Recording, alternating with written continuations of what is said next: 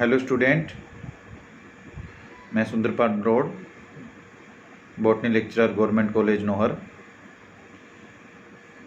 इससे पिछले वीडियो में हमने ओव्यूल स्ट्रक्चर के बारे में विस्तृत चर्चा की थी और ओव्यूल की स्ट्रक्चर के अंदर ओव्यूल के जो विभिन्न भाग हैं उनको अच्छी तरह से समझा था।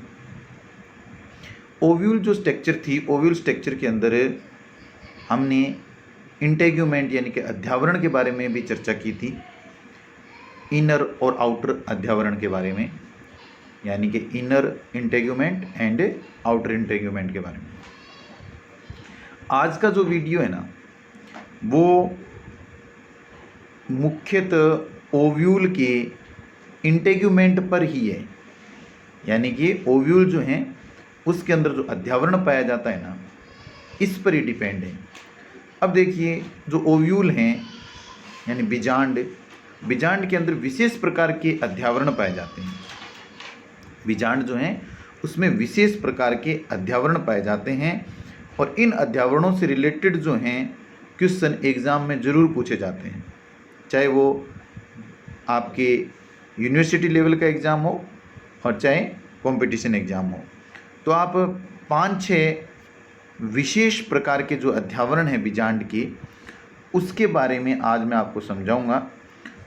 तो आप इस वीडियो को ध्यान से देखिए, आपको ज़रूर वो समझ में आ जाएंगे कि विशेष प्रकार के अध्यावरण या स्पेशल जो इंटेग्यूमेंट है वो कैसे होते हैं, किस प्रकार बनते हैं और उनके क्या क्या नाम हैं।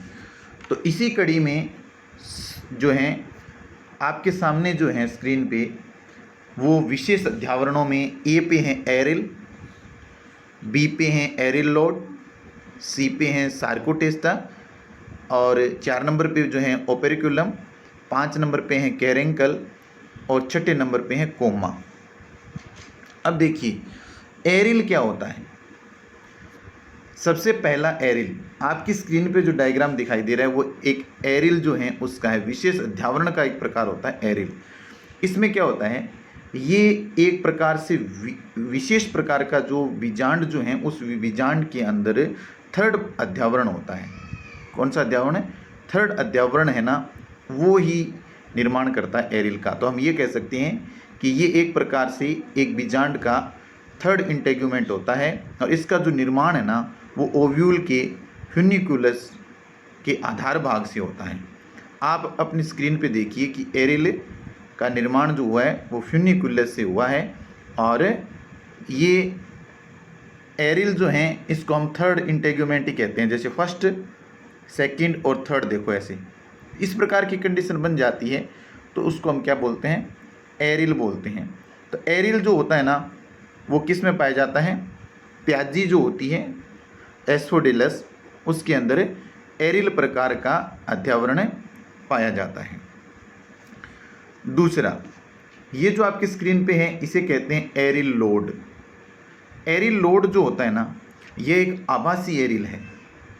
इसमें क्या होता है, यह जो है ना ये बाह्य अध्यावरण से उत्पन्न होकर के नीचे की ओर वृद्धि करके संपूर्ण बीजांड को घेरता है। जैसे आपकी स्क्रीन पे जो दिखाया गया है कि इंटेग्यूमेंट में इनर एंड आउटर इंटेग्यूमेंट, जो आउटर इंटेग्यूमेंट है उससे ये उत्पन्न होता है और नीचे की ओर वृद्धि करते हुए संपूर्ण बीजांड को घेर लेता है। जैसे ये देखो, इनर आउटर इंटेग्यूमेंट और आउटर इंटेग्यूमेंट से वृद्धि करता हुआ पूरा जो है ओव्यूल को घेर लेता है। तो इस प्रकार की जो संरचना बनती है उसको हम क्या बोलते हैं? एरिल लोड बोलते हैं। और ये पाया जाता है लीची के अंदर। तो लीची जो है उसका जो खाने योग्य भाग है उसको हम क्या बोलेंगे? एरिल बोलेंगे या एरिल लोड बोलेंगे। तीसरा जो है वो होता है सार्कोटेस्टा।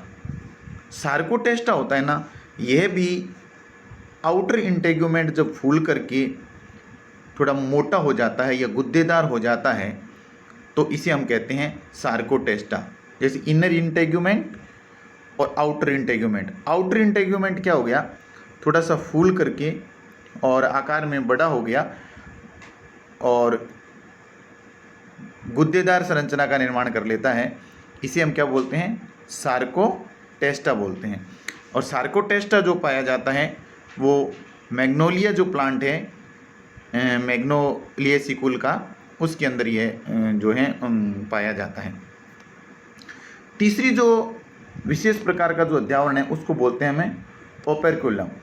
ओपेरकुलम जो है ना वह एक विशेष प्रकार का ही इंटेग्यूमेंट का निर्माण होता है। ये जो ओपेरकुलम क्या होता है, यह ब्रेकर या स्टॉपर लाइक स्ट्रक्चर्स होती है, यानी कि उभार सा उत्पन्न हो जाता है। कहाँ पर उभार होता है ये आपको देखना है कि जो बीजांड द्वार होता है ना, माइक्रोपाइल वाला जो भाग होता है वहाँ पर ये ओपेरकुलम बनता है। ये देखो, ये एक बीजांड की जो सामान्य स्ट्रक्चर जो होती है ना, उसको मैंने थोड़ा सा बना करके आपको दिखाया कि ये नीचे वाला भाग क्या है, इसको माइक्रोपाइल बोला था ना। तो माइक्रोपाइल वाला भाग के अंदर इनर इंटेग्यूमेंट है। इनर इंटेग्यूमेंट जो है ना, इनर इंटेग्यूमेंट जो है उसके ऊपर ही ये बनता है।